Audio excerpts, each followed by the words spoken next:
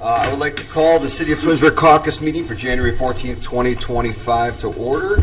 It is now 7 o'clock. Shannon, please call the roll. Mr. Post? Here. Mr. Bellin? Here. Mr. Fury? Mr. Bonacci? Here. Mr. Barr? Here. Mrs. Labby? Here. Mrs. Walker? Present. Okay. Do we have any presentations this evening? We don't. Nope. Okay. Items for discussion. Any items for discussions? No, sir. Anything? All right. Audience participation. I don't believe so. Okay, perfect. All right, so at this time then, I'd like to make a motion to enter into executive session to discuss matters pursuant to Ohio Revised Code 121.22 G3 conferences with an attorney for the public body concerning disputes involving the public body that are the subject of pending or imminent court action. May I have a second? I'll second. All right, Mr. Bellin seconds. Shannon, please, any discussion on that? Shannon, call the roll. Mr. Post? Yes. Mr. Bellin? Yes. Mrs. Labby? Yes. Mr. Bonacci? Yes. Mrs. Walker? Yes. Mr. Barr? Yes. All right, the motion passes 6-0. So at this time, we're going to reconvene for a short executive session to discuss pending or imminent court action. We'll be back shortly. All right, this time, the recess is over, and we will reconvene our caucus meeting. All right. Pending legislation, ordinance 01 through 04. These are ordinances of the notice of intent to establish a TIF district for certain parcels of real property pursuant to Ohio Revised Code. This includes setting up individual funds for the deposit of service payments and specifying the purpose for which said payments may be expanded. Districts include planned for the construction of Anderson Materials, Old Mills Storage, Extra Lease, and Let's Get Storage. Mrs. Ziegler is here this evening if there are any questions. Are there any questions from Mrs. Ziegler? Again, those are 4 separate ordinances that we will read separately later. Ordinance 05-2025. This is for a new top agreement for Formtech Inc., who will be relocating their headquarters from Warrensville Heights to Dutton Drive. They will have 91 full-time employees by December 31st, 2028, with an estimated payroll of $5.12 million by this date. The city will provide a grant equivalent to 25% of income tax collected for a total of 5 years. This will be on its first reading tonight. Again, Mrs. Ziegler is here if there are any questions. Are there any questions or any comments or concerns about anything 05-2025 related? Excellent. Resolution 06-2025. This ordinance is to enter our annual MOU with Tinkers Creek Watershed. This is a partnership between the city and the watershed to meet the general national pollution discharge and elimination system requirements, also known as NPDES. The 3 reading rule is being asked to be waived and that this resolution be placed on an emergency this evening in order to enter the agreement as soon as possible. Questions? Concerns? Ordinance 07-2024. This should be 5, right? Yep. Ordinance 07-2025. This ordinance is for council's consideration to rezone parcel number 64-00589 at the southwest corner of East Aurora Road and Chamberlain Road. This is at the request of the property owner. This property is being asked to be changed from C2 Commercial District to R5 Cluster Residential District. There will be a motion made during the regular meeting to send this to Planning Commission for review at their January 27th meeting so they can make the report back to council. There will be a public hearing on January 28th at 6:30. This will be on its first reading tonight. Council will be asked to read this twice and suspend the 3 reading rule so that the applicant can meet the Board of Election deadline. Questions, comments, concerns? Resolution 08-2025. This resolution is to place ordinance 07-2025 on the ballot this May for the residents to, for consideration of the rezoning of parcel 64-00589 per section 7A.01 of the charter. This will be on its first reading this evening. Council is being asked to read this twice and suspend the 3 reading rule so that the applicant can meet the Board of Election deadline. Resolution 09-2025. This resolution is in support of the Ohio Municipal League's effort to challenge the tariff application of AT&T. The three-reading rule is being asked to be waived, and this being placed on an emergency this evening in order to get the resolution to OML. Requested deadline of January 14th. Mr. Vazana, do you want to provide background? Are we okay? Yeah, happily. I'll just kind of hit the highlights real quick. So a tariff application for PUCO sets forth the rates, terms, regulations for the utility.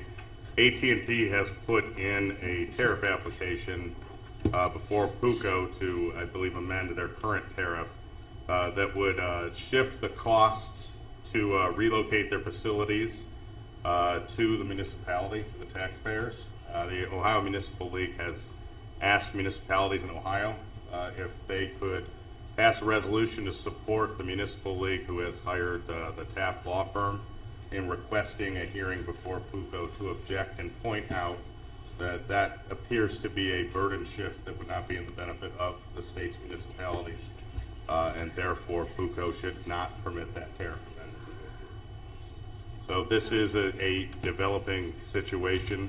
I will point out that nothing in this resolution commits the city to any financial expenditure. Awesome. Thank you. Thank you. Any other questions on 09-2025?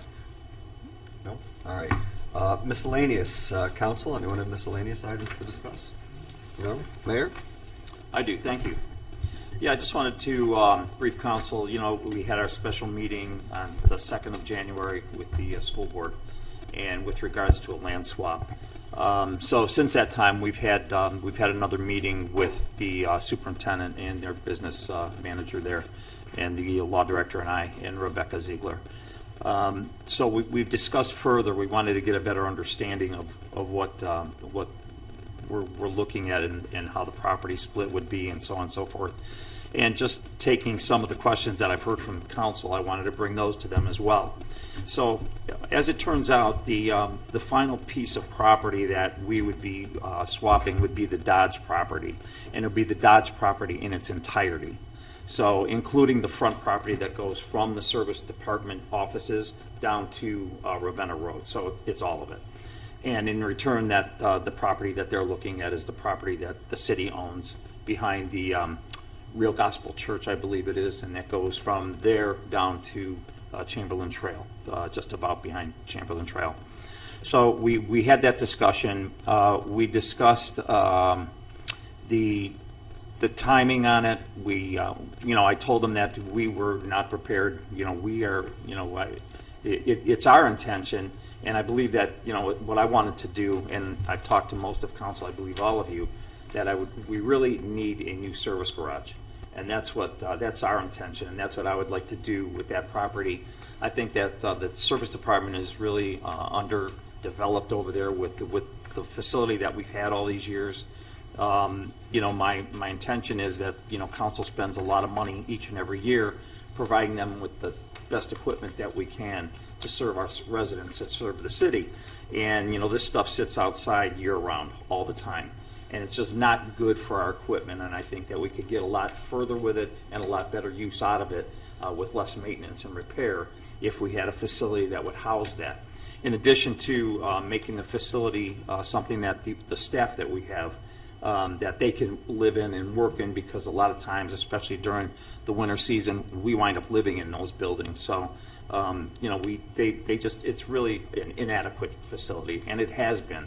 Since I was on council when Mayor Prokop was here, we had talked about it. And so we've been talking about a new service garage for years. So I'm trying to bring it to fruition for the city. So that's our intention, to use that property with, and opening up the entire piece of property opposed to just a section. As you remember, there was talk about them keeping the ball diamonds or the field of the track in the back there. Well, that has since changed, so it would be everything in its entirety, which is basically a nice swap because it's about 28 acres on each side. So we're looking at the same amount of property. Unfortunately, like I said, I didn't know that this would come up this quickly. It was a plan that I wanted to bring out this year, and which is okay, but we're not prepared to absolutely move on it yet. So what we are doing right now is the next day after that meeting on that Friday, the 3rd, I came in and asked Amy if she could go out and, for an RFQ for an architectural firm, because we need to start there. I've met with the staff there, and we're looking at the needs of the facility. As you know, that was my past life as a service director. I was very instrumental in building the service garage that you see on Pettibone Road in Glen Willow, which turned out to be very, very nice for them, and it's a nice facility that they really needed, and it does everything that what I want to do with ours. It enabled them to put everything under cover, a nice facility for the people to work out of, and so on. So we need an architect, and so the guys they put together all of their wants and needs, and I'm pretty good at being able to determine what their wants are and what their needs are. So we're going through that list, but that's going to determine the size building that we need and the amount of property that we're looking at, and how much we're going to need to put that facility on. So we're going in that direction. So at this point, we would still like to, what we had talked about that day at the meeting, we talked about a letter of intent that we would make a land swap with them. And also Rebecca has been tasked with going out, and she's going to get appraisals on both properties, on their property and on our property. Same thing with them. They're going to do the same thing. They're going to get an appraiser and appraise both properties as well. But I just thought I think it'd be best for us to, in both entities' interest, to get our own appraisals and see what we're looking at. So at this time, we talked about a letter of intent. At least I talked about a letter of intent that day. Not committing, but making somewhat of we would like to do this, and we would be willing to do this. And it was a council's first really blush at seeing what the whole thing was all about, and that's what that meeting was all about. So, and then in talking to Matt, he decided that maybe the best thing that we could do would be to come up with a resolution instead, and just having council authorize me to go ahead and research and go into this further, not making any commitment whatsoever, but just being able to pass a resolution that our intent is to continue to move on this track, and we're going to move our side and see what we can do to make this thing work out, and how it would work out for us, for the city. So with that, anybody have any questions? Did I cover everything? Anything you wanted to add? I would just underscore the mayor and I were talking about the idea of a letter of intent, and we felt that at this point, there were a lot of things that the mayor just discussed that we need to explore as a city, about the feasibility side of it, and what would be best for the city in this idea. So I said, I think a letter of intent might be something that maybe doesn't fit perfectly here, and we came up with this idea of a resolution, from the council authorizing the mayor to, continue exploring this land swap for the purposes of a new service garage. And I don't think you mentioned that, if with council's permission and, say so, we can bring that back on the 28th.